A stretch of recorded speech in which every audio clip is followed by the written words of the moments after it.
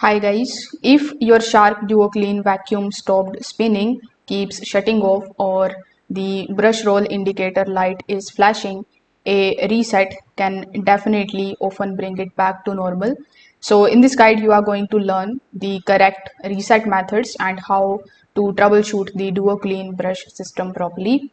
So on the Shark DuoClean vacuum, you are going to see these types of indicators. Like if you are seeing a solid green light, it simply means that the brush roll is working normally.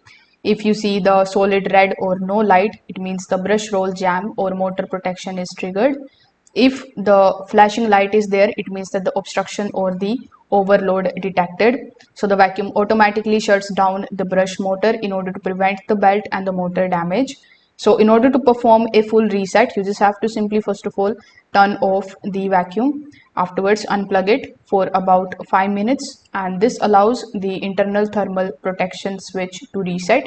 Now, when it is turned off, you can also simply press and hold this particular power button for about 1 to 2 minutes, and then you can just simply plug it back in and turn it on.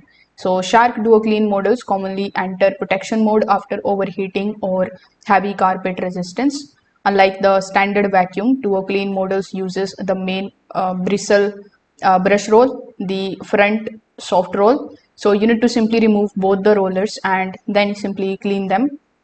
So even small tangles near the side bearings can stop the brush motor completely.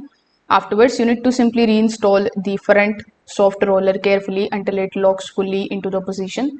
If it sits unevenly, the vacuum may detect the improper resistance and it may disable the brush system.